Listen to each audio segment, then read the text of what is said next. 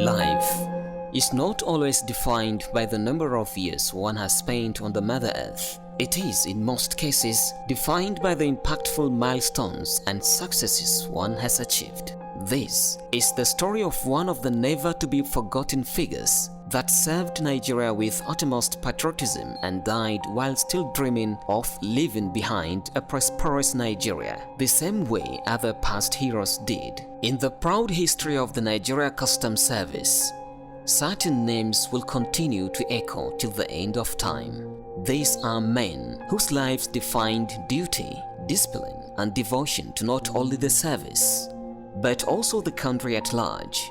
Amongst them, one name remains immortal. CGC Ahmed Aliyu Mustapha retired, the Sardona of Adamawa. Barely 11 years before independence, precisely on Friday, June 24th, 1949, Dr. Mustapha was born in the northeastern city of Yola, Adamawa State. CGC Mustapha's path was marked early by discipline and learning, spanning from Government College, Yola, to the School of Economics in London, equipping him with the knowledge that would guide a remarkable career in public service. After returning from this life-shaping tour, CGC Mustapha joined the Nigeria Customs Service as a cadet, and as expected, he quickly distinguished himself through diligence, integrity, and an unwavering sense of duty.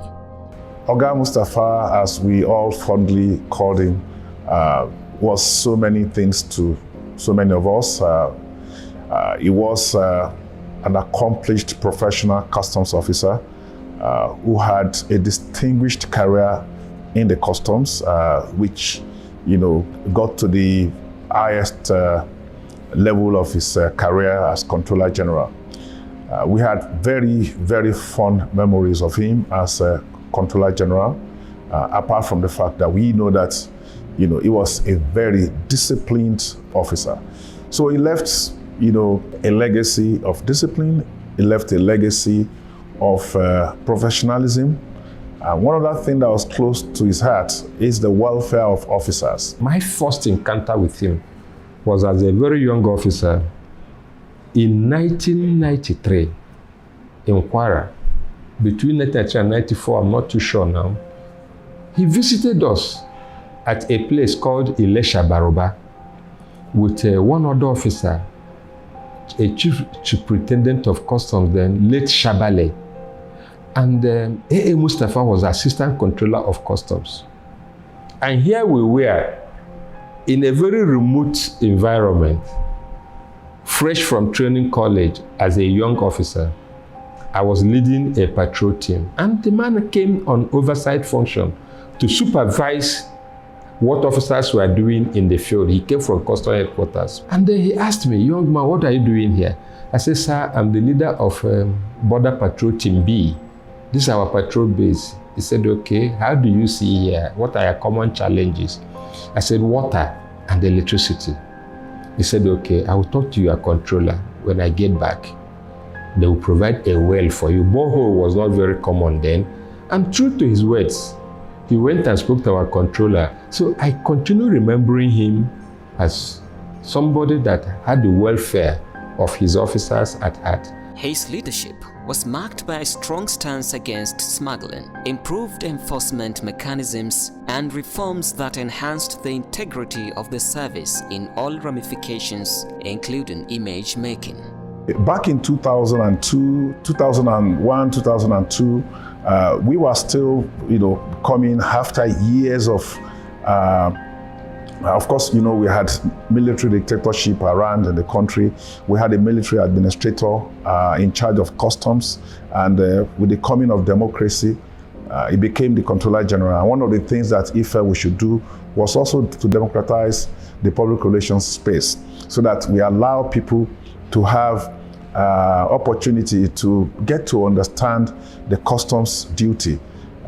Most of the time, he always explained that, yes, we project prohibition lists, but we really don't let Nigerians know why are those things, on the prohibition list. So we started doing those things in print and newspapers, but with time, we started getting feedback, and we went to him with the feedbacks that perhaps we might make better impact if we also combine what we are doing in the print with some slots in the electronic. So it directed us to approach the government-owned broadcasts, particularly NTA, and then we had discussions, and the discussions birthed, the now popular customs duty TV programs since then, from the year 2001 or thereabouts.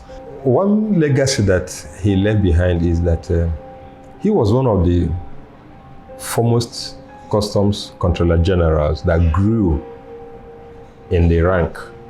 And we can't forget that. And the present customs modernization started under him. It was under him that the idea of modernizing customs came. And it's one legacy that nobody can forget. Even after retirement, CGC Mustapha remained deeply connected to the service and to the people he spent most of his life working with, and as a mentor, he was extremely respected. We also know that he's a self-contented person. That's also one thing that I also saw from him. Here was somebody who was born with blue blood in his veins. We know that he's from the royal family, the royal Lamido family. But then he's so very humble about it. He keeps officers, he related with everybody irrespective of their background. And more importantly, he's a complete detribalized Nigerian, because most of his close aides, very, very, very closest, his confidants, those who work with him, are not from his ethnic stock. On August 28, 2025, the nation woke up with a sad news of the death of CGC Mustapha as he passed away at the age of 76 in Abuja. His death was mourned not only by the Nigeria Customs Service, but by the nation at large. Tributes poured in from leaders across the country. As we look back on his life, it is clear that CGC Mustapha retired was more than just a Comptroller General of Customs. He was a patriot, a reformer, and a man whose sense of duty will continue to dwell in the hearts of men.